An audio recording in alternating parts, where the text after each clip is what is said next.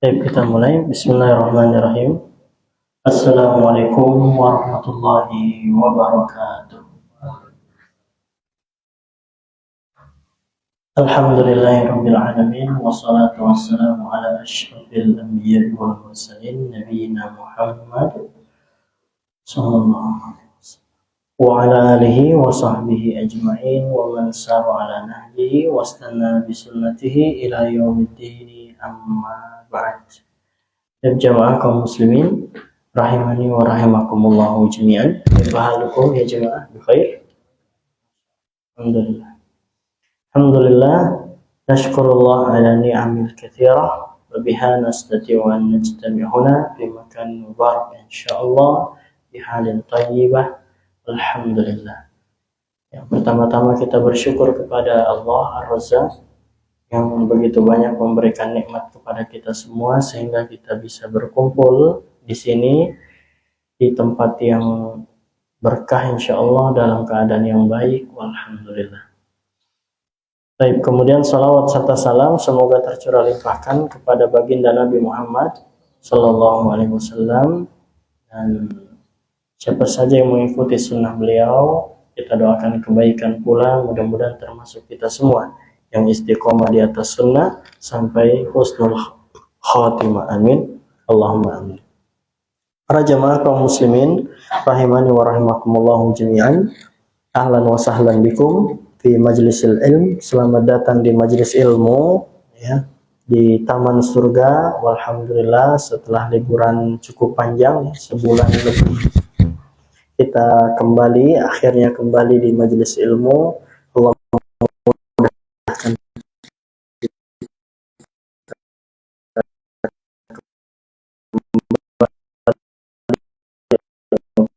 untuk sama-sama belajar, yang mana ketika kita merutinkan memudahkan langkah kaki kita menuju surga. Sebagaimana Nabi SAW bersabda,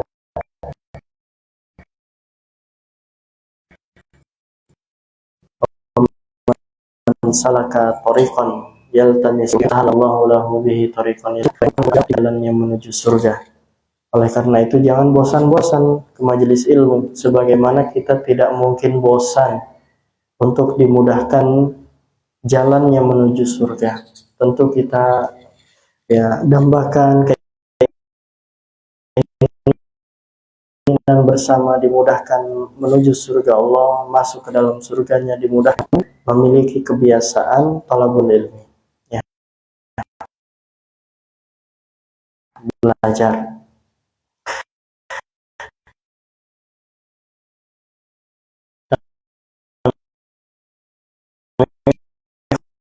Fillah rahimani wa rahimakumullah jami'an. Kali ini membahas yang terjadi di tahun ketiga begitu ya, di tahun ketiga. Baik, qala al-muallif rahimahullahu taala, berkata penulis yaitu Syekh Mubarakfuri, semoga Allah merahmati beliau dan kita semua. Amin Allahumma amin. Baik, mobilisasi pasukan. Atau bab sebelumnya Rasulullah SAW memberikan semangat patriotik kepada pasukan Islam ya.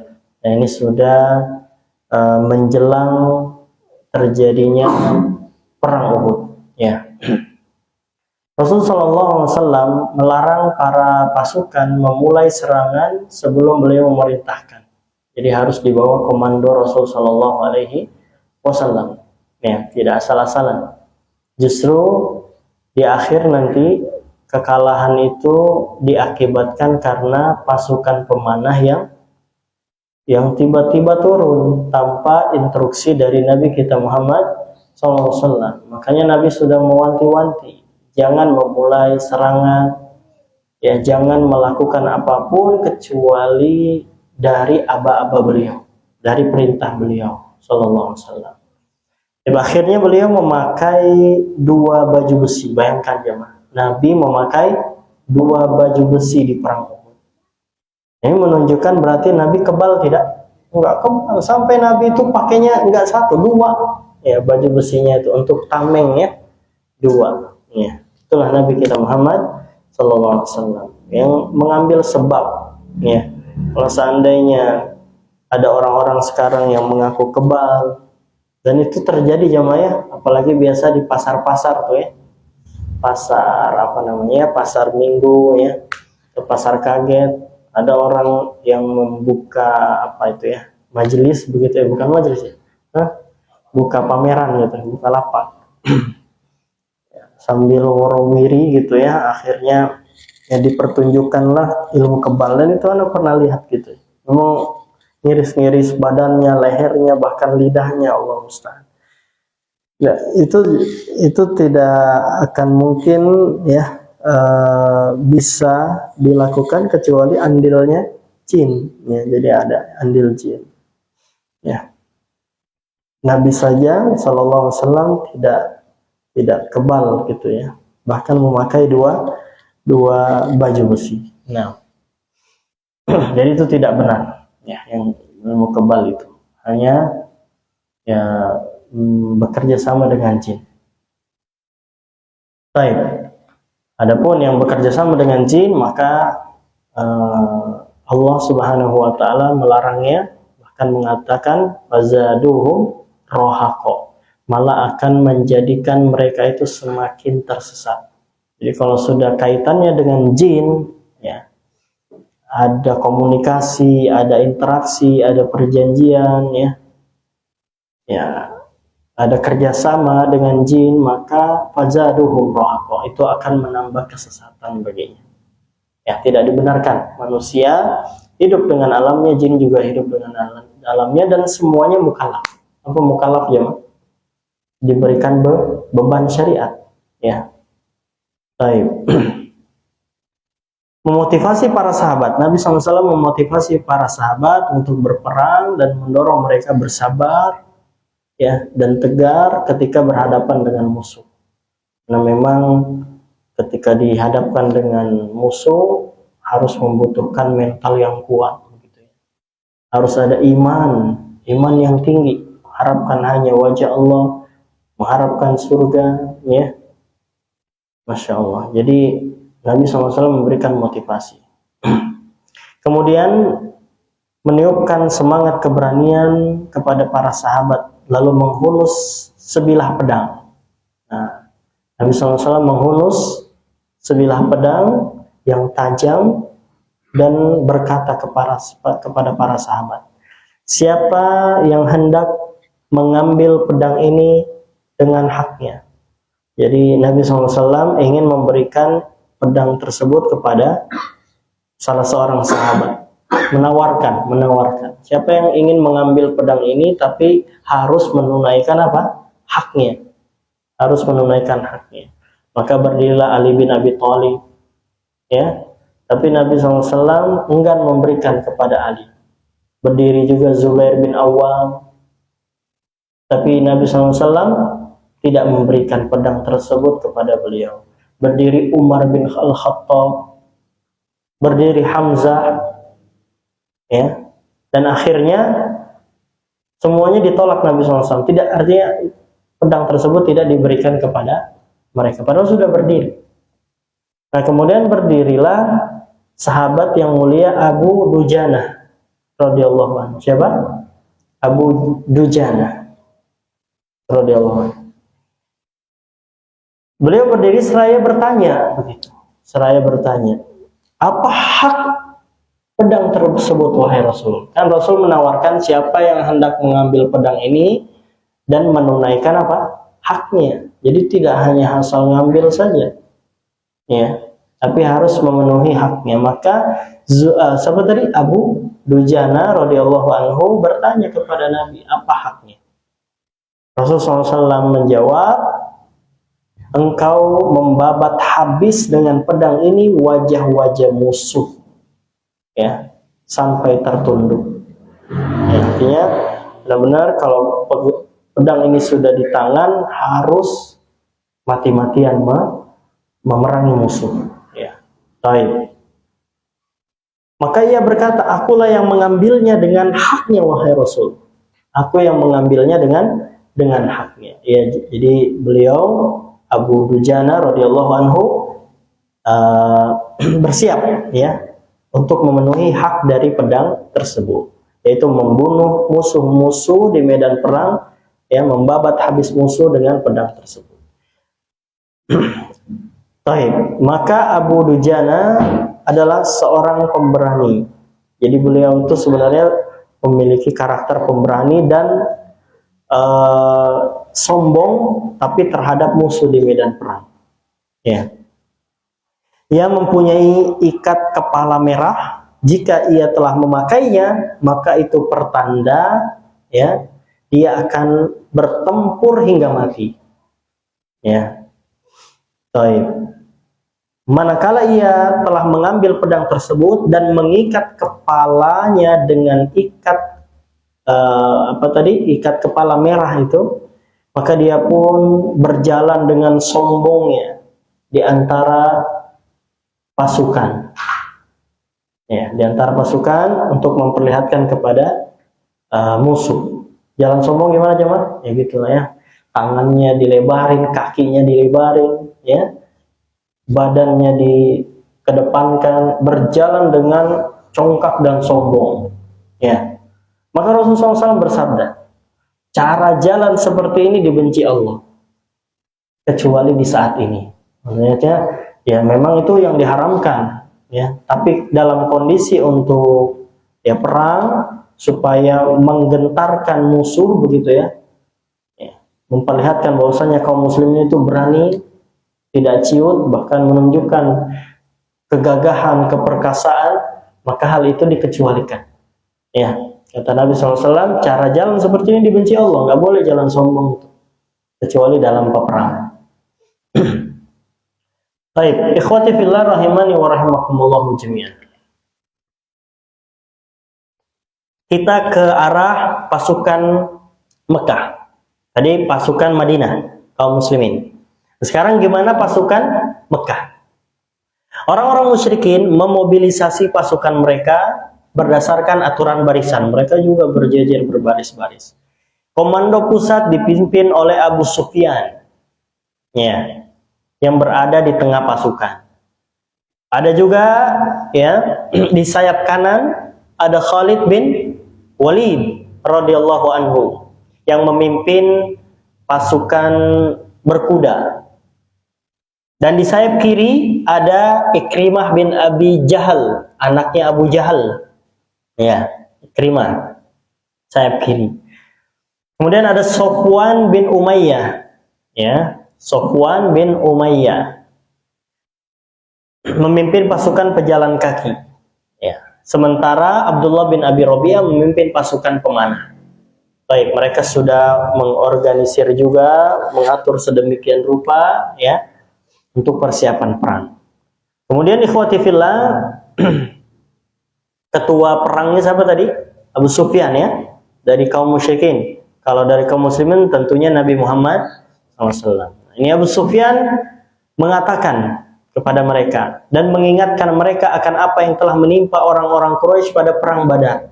Jadi ingin menumbuhkan kembali semangat kaum musyrikin. Abu Sufyan mengingatkan masa lalunya, yaitu kaum Quraisy, pemimpin-pemimpin mereka yang banyak, ya, tewas di saat perang apa?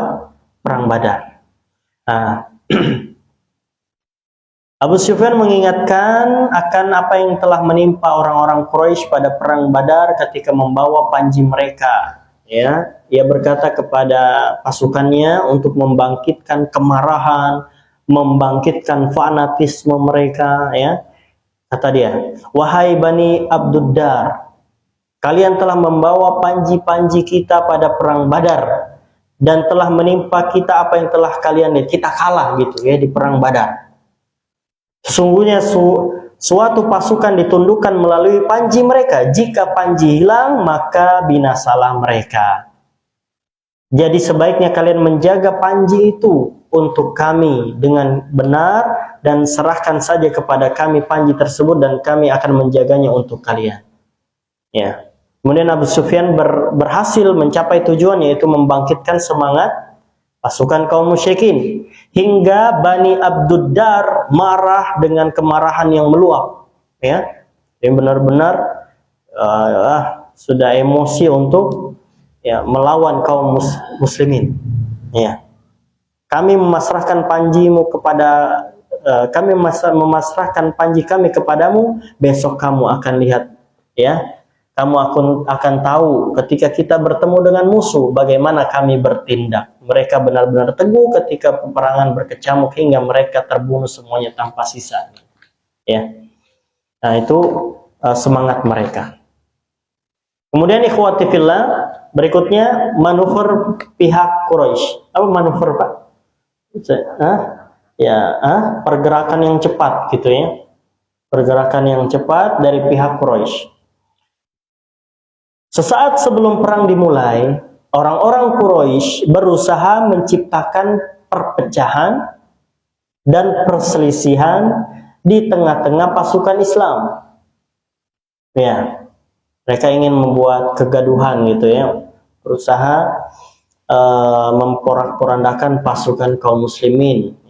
Nah, gimana caranya? Di mana Abu Sufyan mengirim seorang utusan kepada kaum Ansor untuk menyampaikan pesan yang berisi, biarkan apa yang terjadi antara kami dan sepupu kami. Jadi ingin memecah kaum Ansor dari kaum Muhajirin. Kan awalnya pasukan kaum muslimin 1000 dari Madinah, ya kan? 1000. Kemudian sudah dekat dengan musuh, kaum munafikin berbelot, ya. Mereka menampakkan kemunafikannya sehingga kurang lebih 300 pasukan kembali ke Madinah. Jadi sisanya berapa? 700. Dan kaum muslimin masih tetap kaum musyrikin masih tetap 3000 dengan pasukan mereka. Jadi lawannya 700 lawan 3000 pasukan. Ya. Nah, mereka ingin, Masya Allah, strateginya apa? Ingin memecahkan lagi antara kaum Ansor dan Muhajirin, mengasut kaum Ansor agar udah biarkan aja kami melawan sepupu-sepupu kami, yaitu kaum Muhajirin, orang-orang Mekah. Ya, kami pun akan pulang meninggalkan kalian. Ya, kami tidak akan menyakiti kalian. Ya, kami tidak ingin memerangi kalian, kata mereka. Tetapi apa artinya upaya ini ketika berhadapan dengan keimanan yang tidak terkalahkan oleh gunung-gunung? Orang-orang Ansor menjawab permintaannya itu dengan berkata kasar dan memperdengarkannya kepada dan mendengarkan kepadanya ungkapan kebencian. Ya, ditolak oleh kaum Ansor. Ya. Karena memang kan kaum muslimin berperang bukan karena kesukuan, bukan karena fanatisme, bukan karena yang lain, cukup karena Allah Subhanahu, karena agama yang dibawa oleh Nabi, cinta kepada Rasulullah, cinta kepada Allah Subhanahu, mengharapkan akhirat, mengharapkan surga, itu intinya. Ya, bukan karena kesukuan. Semakin dekatlah saat peperangan dan kedua pasukan saling mendekat. Orang-orang Quraisy melakukan usaha lain. Tadi ingin memecahkan antara Muhajirin dan Ansor, gagal. Nah, mereka mencari usaha lain untuk tujuan yang sama, memecah belah ya pasukan kaum muslimin. Maka seorang agen pengkhianat yang bernama Abu Amir pergi menemui mereka.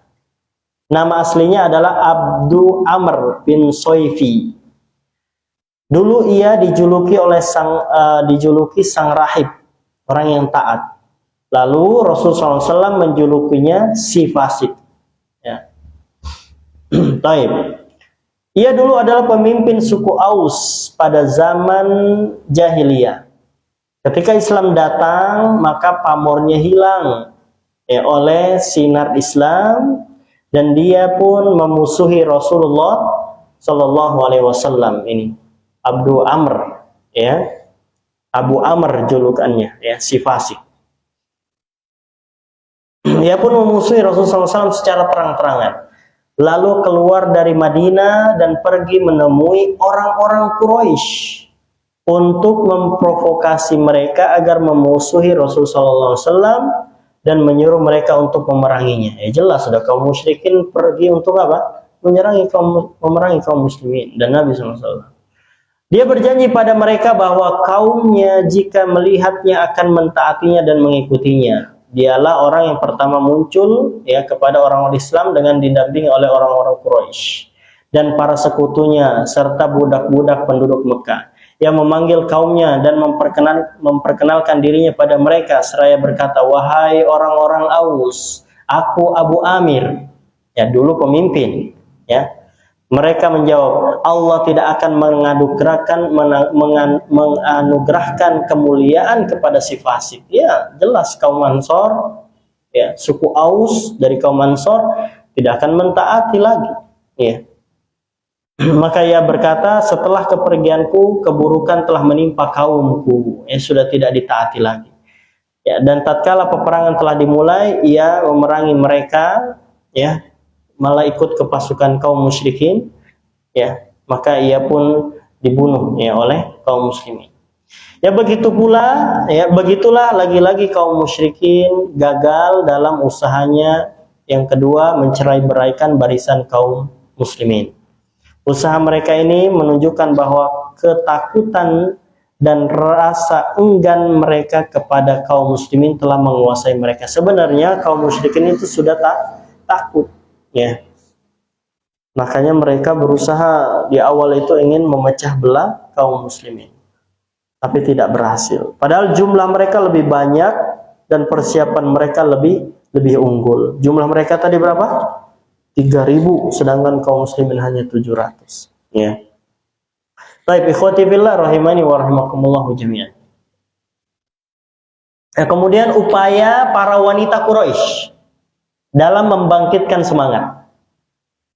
Para wanita Quraisy menunaikan tugas mereka dalam peperangan di bawah komando Hindun binti Utbah. Baik. Istrinya Abu Sufyan. Tadi Abu Sufyan pemimpin pasukan kaum musyrikin. Nah, istrinya Hindun juga pemimpin, tapi untuk kalangan wanitanya. Mereka berkeliling di tengah-tengah barisan, memukul rebana. Nah, si Hindun ini dengan wanita-wanita yang lainnya. Memukul rebana untuk apa? Membakar semangat kaum pria. Memotivasi mereka untuk berperang. Membangkitkan dendam kesumat para pahlawan yang menggerakkan emosi mereka, yang menggerakkan emosi pasukan. Ya. Terkadang mereka memotivasi para pembawa panji-panji dengan berkata, wahai Bani Abduddar, wahai pelindung pasukan belakang, ya pukullah lawanmu dengan semua senjata tajam. Mereka pun bersenandung dengan mengatakan apa? Jika kalian maju, kami akan peluk kalian dan kami akan bentangkan kasur. Dikasih pelayanan terbaik. Nah ini ya, mereka wanitanya juga ikut ambil andil untuk apa? Memotivasi kaum musyrikin berperang. Ya. Dan jika kalian mundur, maka kami akan berpisah dengan kalian dengan perpisahan tanpa ada rasa cinta. Ada-ada saja ya jemaah ya. Baik. Kemudian ikhwati fillah rahimani wa rahimakumullah jami'an, korban pertama peperangan. Ya. Kedua pasukan sudah mendekat. Nah, sudah berhadapan kaum muslimin, kaum musyrikin.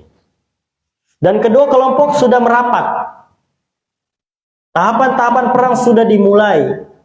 Pemicu pertempuran pertama adalah pembawa panji orang-orang musyrikin, yaitu Tolha bin Abi Tolha Al-Badri. Ia adalah salah seorang pasukan Quraisy yang sangat pemberani.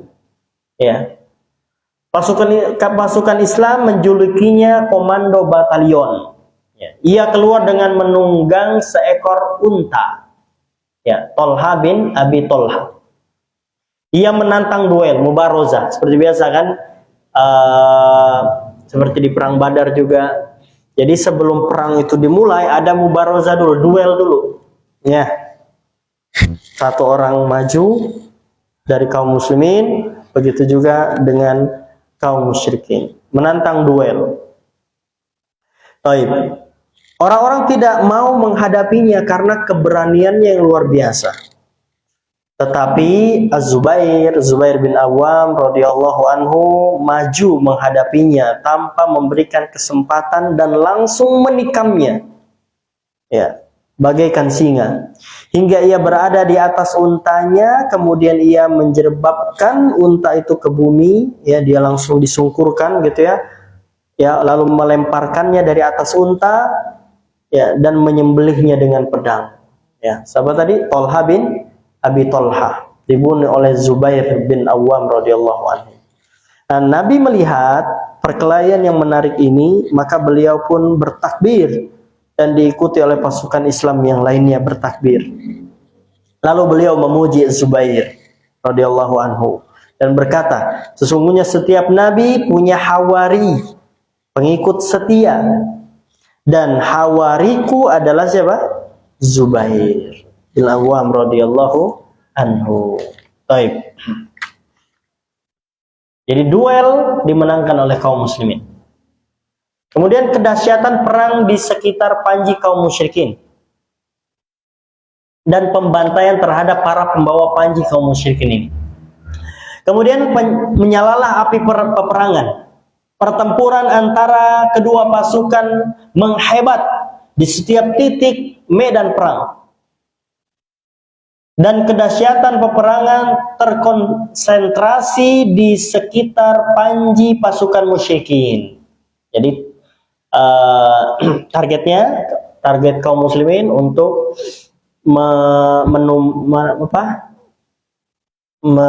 menumbangkan begitu ya, menumbangkan panji pasukan kaum musyrikin. Maka Bani Abduddar silih berganti membawa panji itu setelah terbunuhnya komando mereka, yaitu Tolha bin Abi Tolha. Panjinya terjatuh, akhirnya dibawa oleh saudaranya Abu Syaibah bin Abi Tolha, saudara kandungnya. Lalu dia pun maju bertempur sambil berkata, sesungguhnya atas para pembawa panji ada kebajikan untuk menjulangkan pohon atau menumbangkannya. Maka majulah Hamzah bin Abdul Muthalib radhiyallahu anhu, langsung menyerangnya dan menebas pundaknya dengan tebasan yang memisahkan tangannya dari pundaknya. Jadi langsung potong tangannya. Hingga tebasan itu sampai di pusarnya dan tampaklah paru-parunya. Kejam juga ya. Hamzah bin Abdul Muthalib ditebas sampai kelihatan paru-parunya. Jauh dari sini mungkin ya. Lepas tangannya sampai ke paru-parunya. Kanan apa kiri paru-paru jemaah? Sampai ditebas sampai kelihatan paru-paru.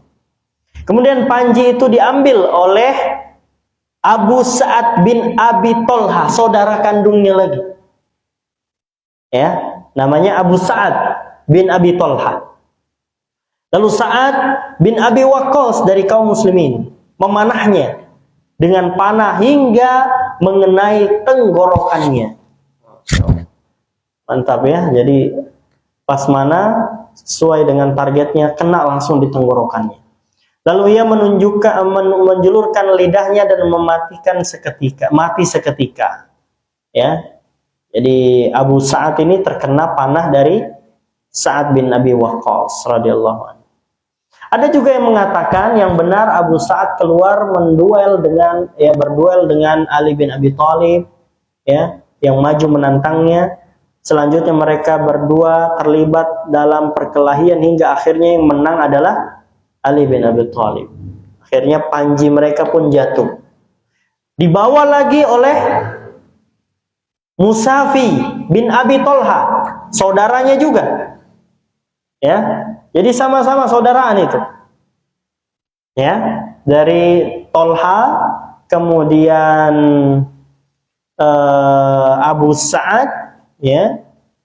Kemudian Abu Syaibah, kemudian Musafi. 4 orang nih, saudara kandung semua bin Abi Tolha. Maka ia pun dipanah oleh Asim bin Sabit radhiyallahu anhu hingga membuatnya tewas. Setelah itu panji tersebut diambil alih oleh saudara Kilab bin Tolhah bin Abi Tolhah, saudaranya juga. Ya, Kilab bin Tolha. Berarti ini Kilab ini anaknya Tolha. Berarti keponakan dari saudara-saudara ini. Paham ya, Mas? Ya, Kilab bin Tolha bin Abi Tolha. Lalu ia diserang oleh Zubair bin Al-Lawwam. Diperangi hingga akhirnya dibunuh juga, terbunuh. Ya. Lalu Panji itu berpindah ke tangan saudara mereka berdua, yaitu Al-Julas bin Tolha, anaknya Tolha, ya, saudara dari Kilab, ya, Julas bin Tolha bin Abi Tolha. Maka ia ditikam oleh Tolha bin Ubaidillah. Ini banyak Tolha jemaah ya, ada Tolha Muslim, ada Tolha kafir. Ada Tolha anaknya Ustaz Ali Musri juga. Anaknya Ustaz Ali Musri Semjan Putra.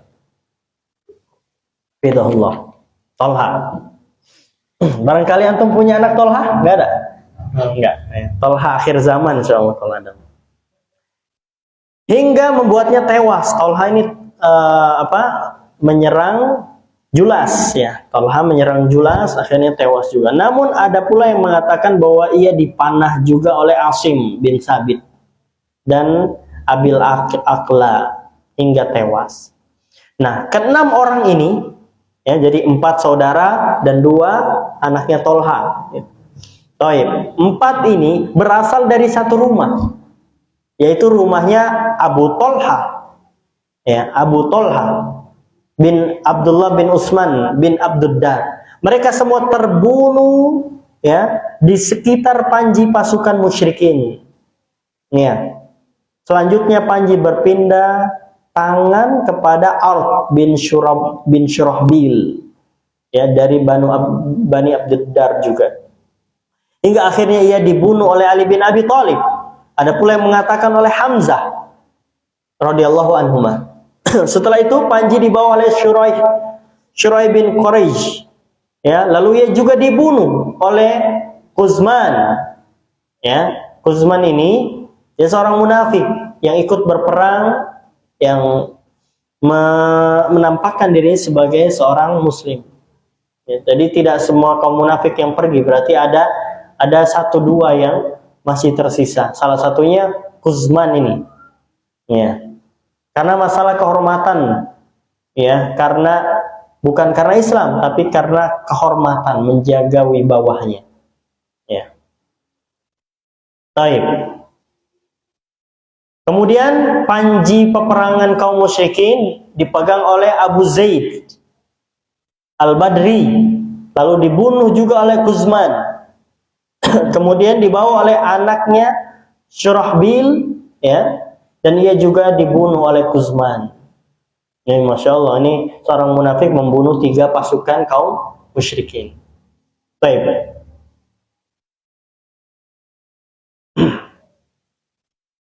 Jadi semua orang pembawa panji yang berasal dari Bani Abduddar mati semua.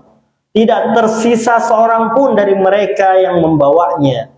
Maka budak hitam mereka yang bernama Su'ab maju membawa panji itu dengan menampakkan keberanian dan keteguhan yang melebihi keberanian dan keteguhan tuan-tuan mereka yang terbunuh.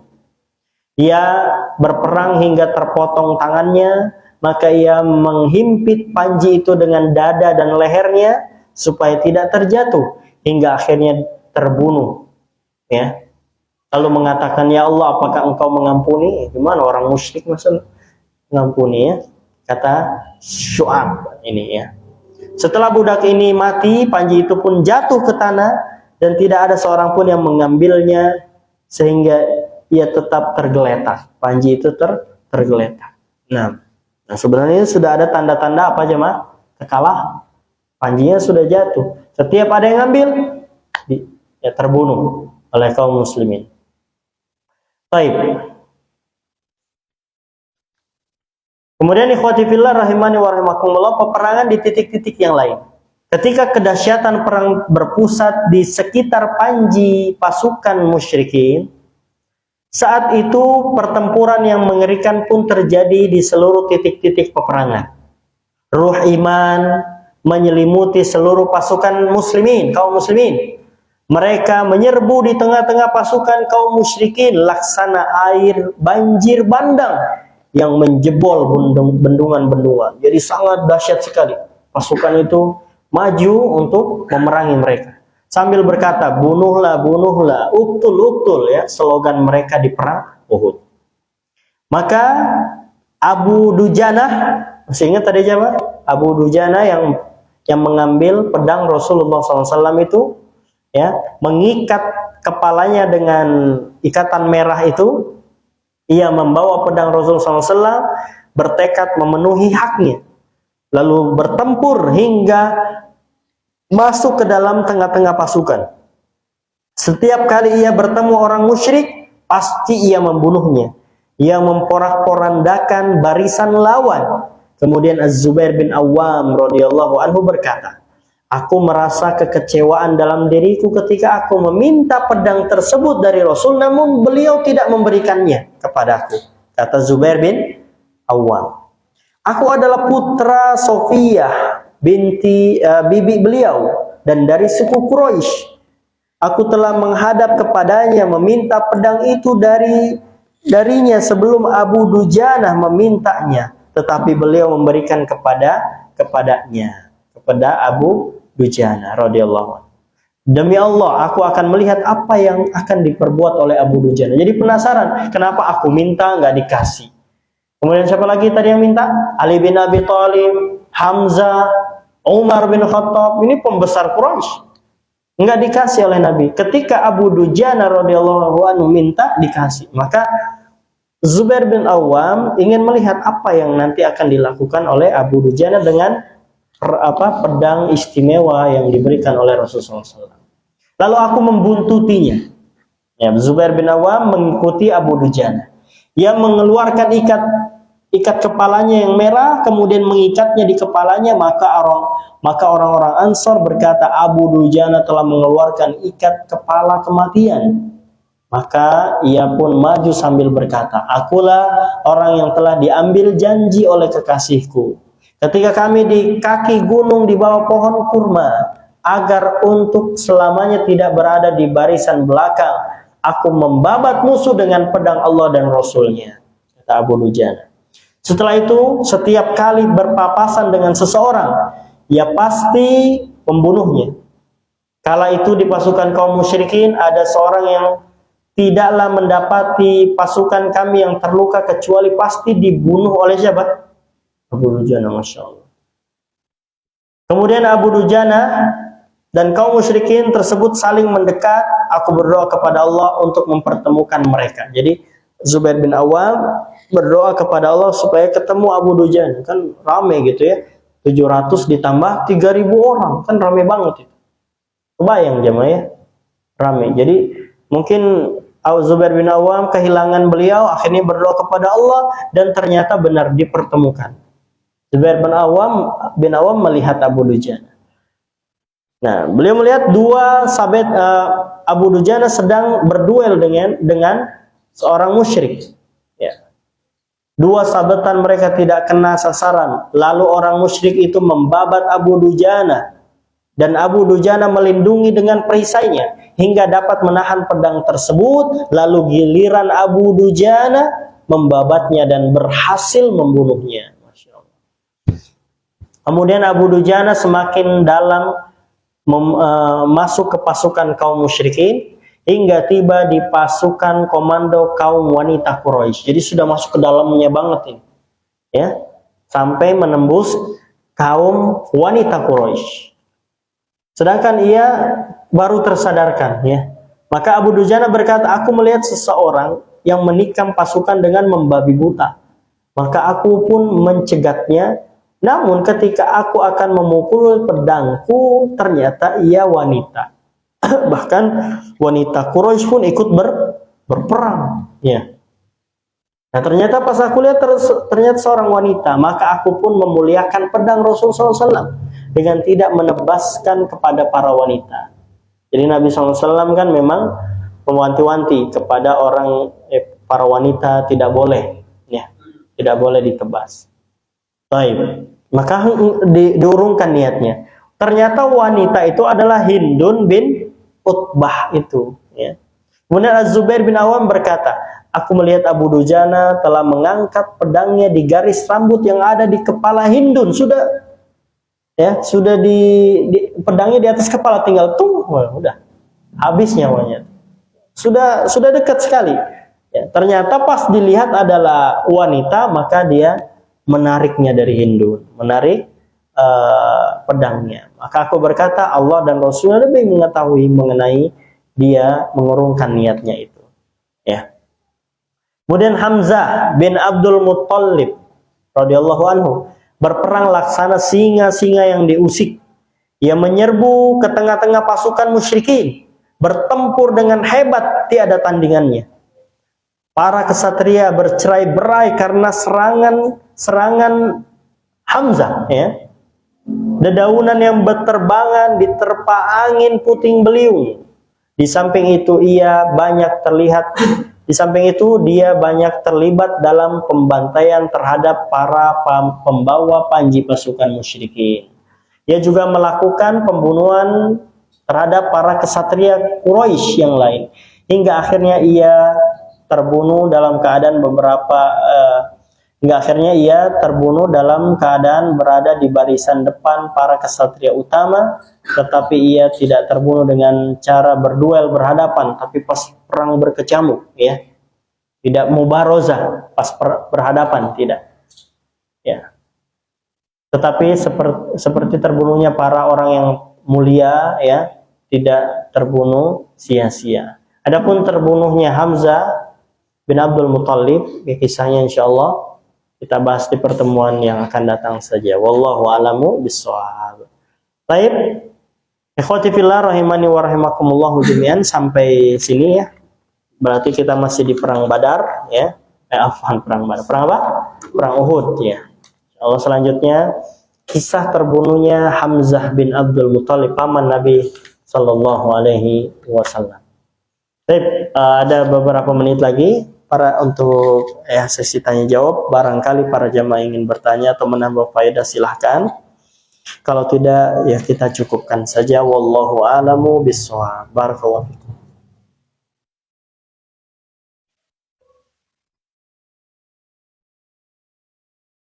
Baik, aman? Cukup, Pak? Cukup, ya? Barakallahu fikum. Alhamdulillah kita telah belajar bersama mengenai sirah nabawiyah pada bab perang Uhud, ya. Mudah-mudahan Allah memberikan ilmu yang bermanfaat, amin Allahumma amin, dan memudahkan kita untuk terus belajar dan beramal. Mudah-mudahan kebiasaan baik ini sampai husnul khatimah, amin Allahumma amin. Kurang lebihnya mohon dimaafkan. Akhiru da'wana alhamdulillahirabbil alamin. Subhanakallahumma bihamdik, asyhadu an la ilaha illa anta, astaghfiruka wa atubu ilaik.